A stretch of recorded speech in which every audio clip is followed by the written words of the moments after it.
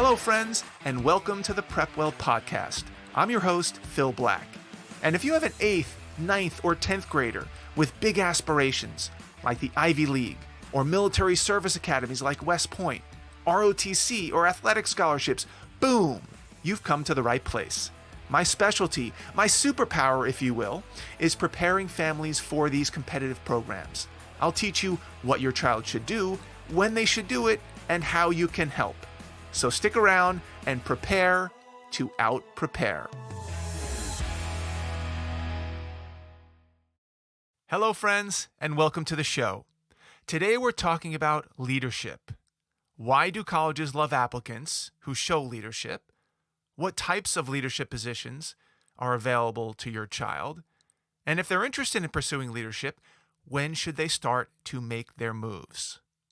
Let's start off with why colleges seem to love leaders. For one, leaders are predisposed to action, or as we say in the military, they are default aggressive when it comes to leadership. Colleges want students who take it upon themselves to organize groups and dinners and late-night pizza runs and tailgate parties and intramural tournaments, summer trips, residential hall activities.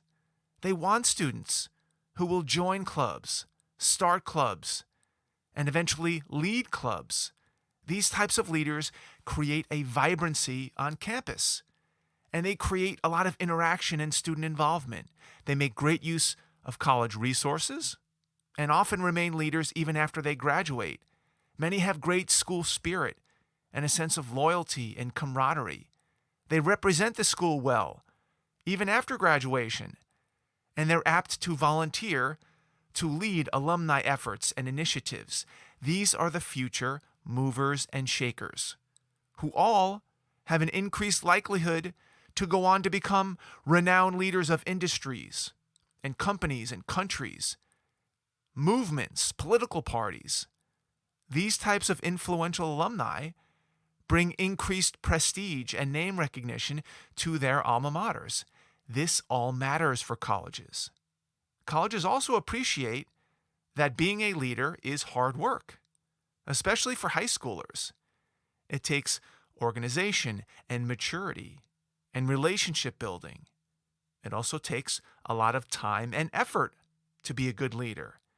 Endless hours of preparation and coordination, before school, after school, follow-up emails, phone calls, Skype sessions, face-to-face interactions. It's no joke. Any teenager who can manage this type of extra work on top of everything else they're responsible for is special. Leaders also run into real-world challenges that typical unengaged teenagers don't have to worry about.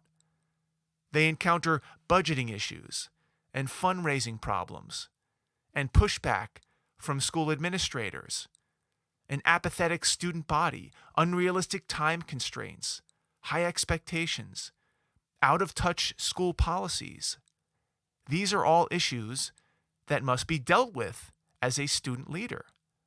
Those students willing to put themselves out there and face up to these challenges are showing the college admissions officers that they are uncommon, that they are not like most other teenagers, and that's exactly where they want to be.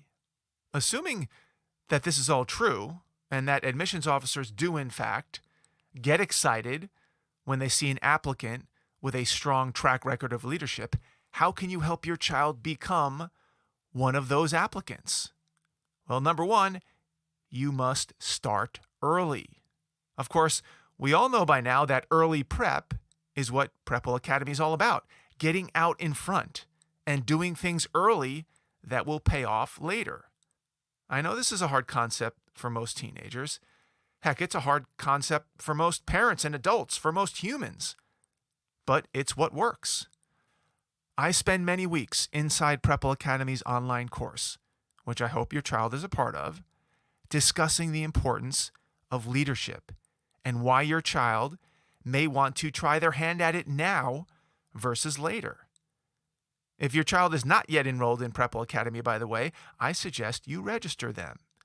maybe, just maybe, hearing this message from a third party, from an outsider like me, as opposed to their parent, might get through to them.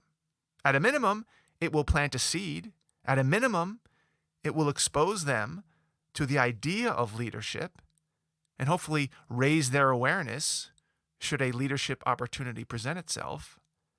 So have this conversation with your 8th, 9th, and 10th grader. Listen to this podcast with them in the car.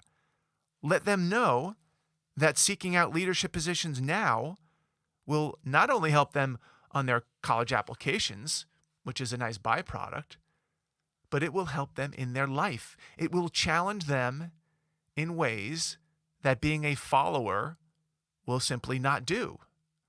The reason starting early is important is because sometimes leadership roles, in high school in particular, are determined by seniority, by how long you've been in a certain club or a group or an organization. Now, whether this is a good or bad criteria to choose a leader is a different story. We're not going to focus on that now. The truth is, if you join the robotics club in 9th grade and you volunteer and you show up for meetings and you do stuff for the club, by the time you become a junior, you may A, have built a good enough reputation that you get elected president because of your work, or B, you've simply been around longer than anyone else, and thus people assume that you should be the leader. Either way, you've achieved your goal of becoming the leader of the robotics club. Now, what you do with that position is the subject of a different podcast, but suffice it to say that you will have put yourself in a position to learn, to grow, and of course, to stand out to an admissions officer. And as an aside, I would estimate that probably 70% of the private PrepWell students that I personally advise write their main college essay about some kind of challenging leadership experience that they've had. It is a rich topic. Now, if, on the other hand, you wait too long and you don't join any clubs and you don't get too involved in 9th or 10th grade, the chances of you getting a leadership role in 11th grade, when everyone else is thinking the same thing as you are, I need a leadership position, is slim to none. Why? Because who are you? There are people in the club who have 2 years of experience. You can't just stroll in there thinking that you should be the president. That's not how it works. Remember, leadership is about putting in work and time and attention and sacrifice. It doesn't necessarily happen on your timetable. So consider yourself forewarned. If your goal is to secure a leadership position or two over your high school career, which would be a good idea, you better not wait. Another strategy, instead of just joining a club early so that you can gain seniority for down the road, is to seek out a leadership position right out of the gate in 9th or 10th grade. There are opportunities for 9th and 10th graders to lead, even to be the president of certain clubs, certain groups and organizations. The problem is most 9th and 10th graders are too scared, or they're intimidated, or they're nervous, or they're not willing to take on the challenge. That's fair. I understand how it can be intimidating in 9th or 10th grade to step up to the plate when no one else is raising their hand. After all, you're in a new school, you're still trying to get your footing, and maybe you're not quite ready to get out of your comfort zone. That's why you get credit for it. Because remember, fortune favors the bold. Raise that hand and give it a try. By the way, what do you have to lose? The good news is that since you're so young and inexperienced, quote unquote, the expectations may not be particularly high. There's a lot of room for error. Awesome. Take advantage of that. If you happen to do a great job, even better. You've exceeded everyone's expectations. So there's an upside in both scenarios. Now, if you didn't start early enough and you find yourself being shut out from leadership roles as you move into junior year, there's always the option of starting your own club. When you start your own club, guess what? You make yourself the founder and president of that club. Done. You have essentially created your own leadership position out of thin air. And starting a club can be even more impressive than simply presiding over a club that's been around for decades. Starting a club takes a lot of effort, takes a lot of initiative.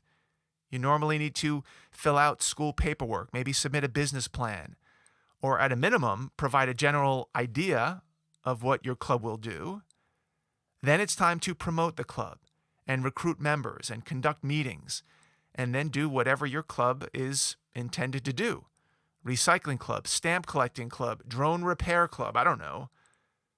The other cool thing about starting your own club is that you can tailor it to exactly what you're interested in.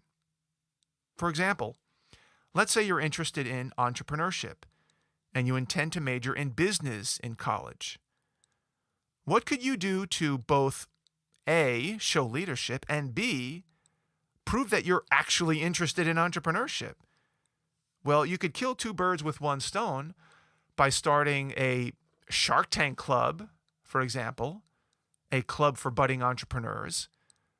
The club could sponsor a business plan contest that invites teachers from the school, along with business leaders from the local area to be judges.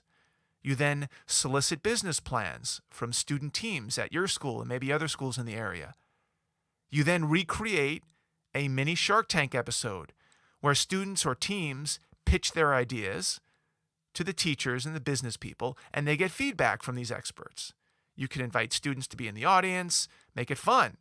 Now, certainly, this would show a lot of initiative and organization and coordination and leadership and chutzpah, if you will. It would be a slam dunk. I'm not saying it would be easy, but I also don't want you to think that it's too late to get a leadership position because you didn't start in 9th or 10th grade. It's never too late. And let me add one more thing. Please don't get caught starting a club that never does anything or that you don't intend to do anything with. College admission officers are very wise to that. There's been a trend where some students start a club just so that they can claim that they're the president and the founder, but they never follow through. They don't attract any members. The club doesn't do anything. Don't get burned like that. Those college admissions officers can see right through that.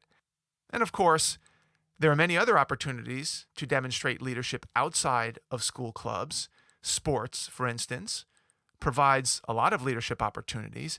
Being the captain of a varsity sports team, for example, is a strong indicator that you're a leader, or at least possess some leadership potential. Now, not all captains are created equal or elected in the same manner. Each team and sport and coach can handle the position of captain differently. Sometimes the coach selects the captain or captains. Sometimes the team elects its own captain or captains. Sometimes there are co-captains.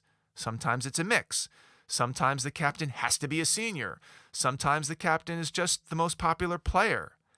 There are a lot of factors that go into who becomes the captain, but it's still a very high honor, no matter the method or the manner of selection. Similarly, the role of the captain varies widely from school to school, from team to team, sport to sport, from program to program. Sometimes a captain is strictly a figurehead, whose job it is to shake hands with the officials at the beginning of a game or a match. Other times, the captain is responsible for everything, from scheduling games and field time and uniforms and transportation and team morale and motivation. Sometimes a college admissions officer has no idea where you, as the captain of a softball team, for instance, where you sit on that continuum.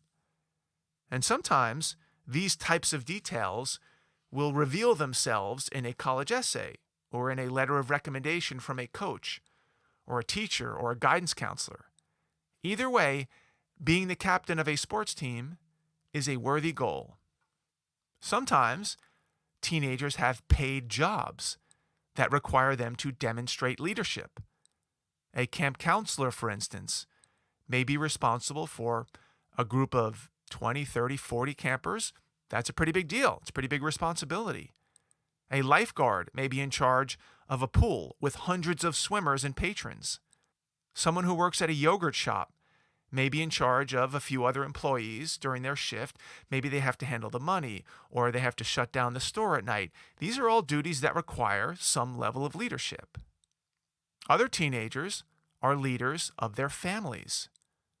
Some students might only have one parent at home and might be responsible for making money or taking care of a younger sibling or siblings, or maybe their elderly grandparent.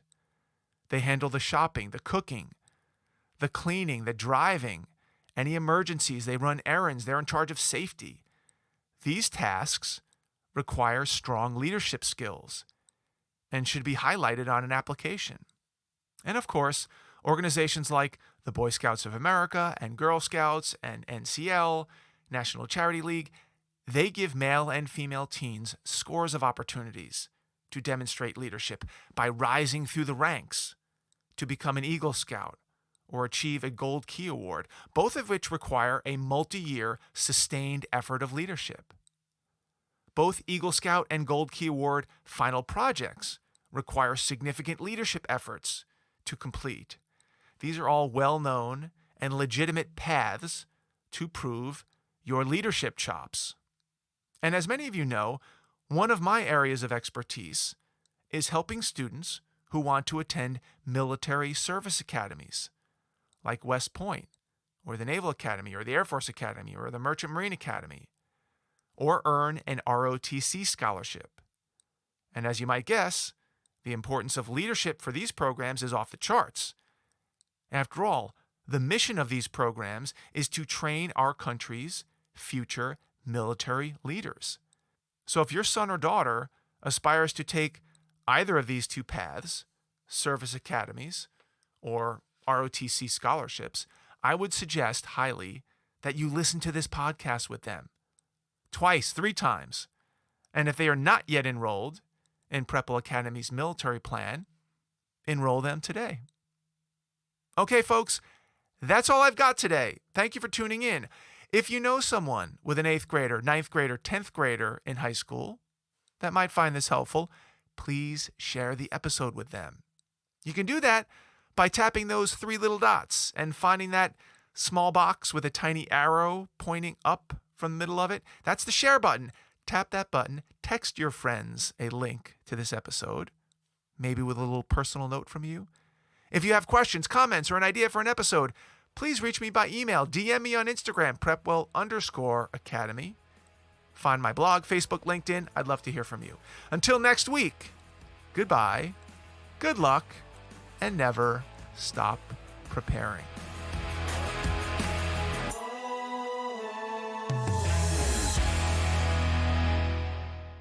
This podcast is brought to you by PrepWell Academy.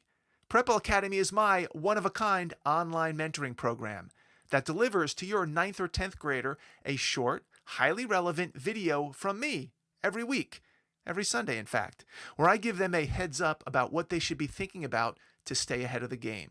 To get these valuable lessons into your child's hands, please head over to PrepWellAcademy.com and enroll your child today.